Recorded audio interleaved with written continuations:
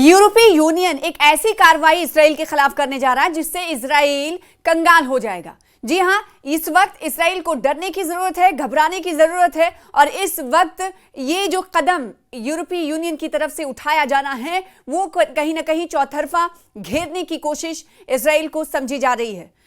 यूरोपीय यूनियन में आपको बताएं कि 27 यानी 27 कंट्रीज हैं। अब आप अंदाजा लगा सकते हैं कि यूरोपीय यूनियन में शामिल 27 कंट्रीज की तरफ से क्या ऐसा कदम उठाया जा रहा है जो इसराइल को कंगाली की तरफ ले जाएगा। इसराइल पर दबाव ऐसा बनेगा, माशी दबाव ऐसा बनेगा कि इसराइल को फटे हाल दुनिया देखेगी।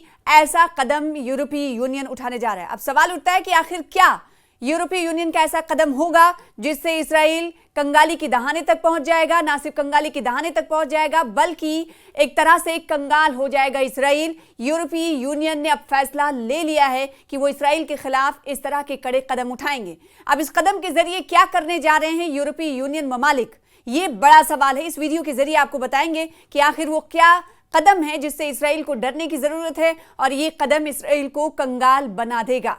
गजा में जंग खत्म करने के लिए उठाए गए हैं ये कदम। देखिए किस वजह से ये कदम उठाया जा रहा है, क्योंकि जगह गजा में आपको मालूम है कि इसराइल की तरफ से बर्बरियत लगातार जारी है। अब यूरोपीय यूनियन की तरफ से भी एक कदम ऐसा उठाया जा रहा है ताकि गजा में जंग को खत्म किया जा सके। अब आप सोचिए कि जो तमाम ममालिक हैं चौतरफा तरीके से इसराइल को घेरने की कोशिश हो रही है। हर सतह से इसराइल को घेरा जा रहा है। एक तरफ कतर में दोहा में एक समिट का आनन फानन में इनेकाद किया जाता है और उसमें इस समिट में आनन फानन में वज़ीर खारजा की बैठक होती है और इसराइल को कमज़ोर करने की कोशिश के तौर पर एक बयानिया जारी किया जाता है और कहा जाता है कि एक गल्फ कंट्री पे अगर अब आने वाले दिनों में इसराइल निशाना साधेगा या हमला करेगा तो वो पूरे कंट्रीज को हम जीसीसी ने ये ऐलान किया कि ये पूरे कंट्रीज पर वो हमला माना जाएगा। तो गजा में जंग खत्म करने के लिए उठाया जाएगा यूरोपीय यूनियन की तरफ से कदम। अब फिर से वही सवाल उठता है कि आखिर मकसद तो साफ है कि गजा की जो इस वक्त हालत है उस हालत को ख़त्म करना चाहते हैं यूरोपीय यूनियन ममालिक। अब यूरोपीय यूनियन ममालिक की तरफ से ऐसा क्या कदम है जो इसराइल को कंगाली की दहाने पर ले जाएगा, और कंगाली की दहाने पर जब इसराइल चला जाएगा तो जाहिर सी बात है गजा में जो बर्बरियत जारी है वो इसराइल की नहीं चल पाएगी और इसराइल इस तरह के कदम अब नहीं उठाएगा, क्योंकि इसराइल को इस तरीके से खोखला कर दिया जाएगा यूरोपीय यूनियन ममालिक की तरफ से। ये बड़ी खबर आपको बता रहे हैं। जी हाँ, बड़ी खबर ये है, इसके पीछे की वजह यह है कि यूरोपीय union suspends trade with Israel. जी हां, यूरोपीय यूनियन इसराइल पर नए और बड़े पाबंदियां लगाने जा रहा है। यूरोपीय यूनियन के एक तर्जुमान ने बताया है कि यूरोपीय यूनियन के कमिश्नर की तरफ से कहा गया है कि गजा में जंग को रोकने के लिए इसराइल पर नई पाबंदियां लगाई जाएंगी। यूएन के जो मानवाधिकार माहिरीन हैं उन्होंने कहा है कि गजा में इसराइल कत्लेआम कर रहा है। दरअसल गजा में इसराइली जो सेना है, फौज है, आखिरी वॉर वो शुरू कर चुकी है और बीते दिनों इसराइल के हमने देखा था कि वजीर दिफा इज़राइल कॉट्स ने सोशल मीडिया पोस्ट में बताया था कि गजा पर हम मुकम्मल कब्जा करने के लिए आखिरी वॉर शुरू कर रहे हैं। उन्होंने पोस्ट में लिखा कि गजा जल रहा है। इसी कड़ी में अब यूरोपीय यूनियन यानी ईयू इसराइल पर नए और बड़े पाबंदियां लगाने जा रहा है। यूरोपीय यूनियन के एक तर्जुमान की तरफ से कहा गया है कि यूनियन के कमिश्नर ने गजा में युद्ध को, जंग को रोकने के लिए इसराइल पर नए पाबंदियां लगाने के हवाले से फैसला लिया है। यूरोपीय यूनियन के तर्जुमान पाउला पिन्हो ने बताया कि मीडिया से बातचीत करते हुए कि यूरोपीय यूनियन गजा में जंग को रोकने के लिए अब ट्रेड तजावीज़ को सस्पेंड कर देगा, निलंबित कर देगा। ये बड़ी खबर है यूरोपीय यूनियन के हवाले से और इसराइल को लेकर। यूरोपीय यूनियन यानी जो तमाम जो ट्रेड डील्स हैं, आप अंदाज़ा लगा सकते हैं कि 27 कंट्रीज़ हैं यूरोपीय यूनियन में। ये तमाम ममालिक अब इसराइल के साथ जो ट्रेड डील करते थे उसे सस्पेंड कर रहे हैं।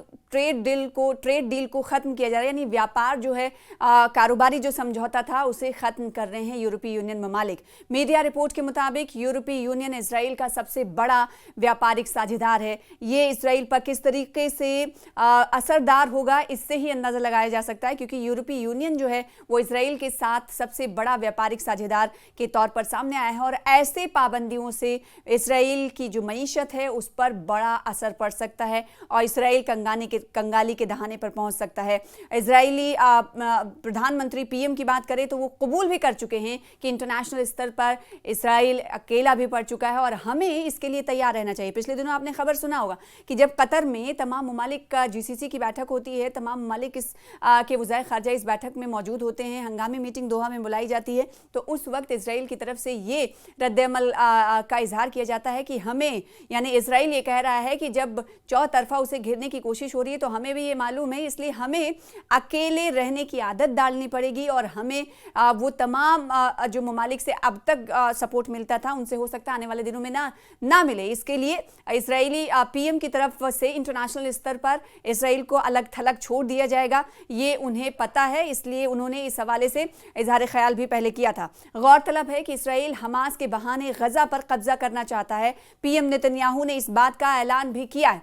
वहीं फिलिस्तीन के वेस्ट बैंक में भी इसराइली सिक्योरिटी फोर्स आए दिन कार्रवाई कर रहे हैं और भारी तादाद में लोगों को गिरफ्तार किया जा रहा है। बीते 15 तारीख को इसराइल के विदेश मंत्री, अगर कहें foreign minister Marco Rubio Israel के दौरे पर भी गए थे और मार्को रूबियो ने पीएम नेतन्याहू से मुलाकात की थी और हमास को चेतावनी देते हुए कहा था कि हमारे पास समझौता करने के लिए कुछ ही वक्त है। मार्को रूबियो का यह दौरा कतर पर इसराइली हमले के बाद हमने देखा था कि हुआ था। उन्होंने हमास से हथियार छोड़ देने की मांग की थी उस वक्त, और इसराइल ने पिछले हफ्ते एक अरब मुल्क कतर पर हमला किया था जिसका हम जिक्र कर रहे थे। इस हमले के बाद मुस्लिम ममालिक ने इसराइल के खिलाफ नाराजगी व्यक्त की थी और इसी कड़ी में यूनाइटेड अरब अमीरात ने यूएन की एक मीटिंग में इसराइल पर जमकर हमला भी बोला था। यूएई ने कतर के साथ अपनी पूरी एकजुटता दिखाई थी और इसराइली एग्रेशन की मजम्मत की गई थी। मुस्लिम सहयोग संगठन यानी ओआईसी और साथ ही साथ जीसीसी ने कतर पर इसराइली हमले के खिलाफ यूएन परिषद की तत्काल बैठक बुलाने का भी उस वक्त उनकी तरफ से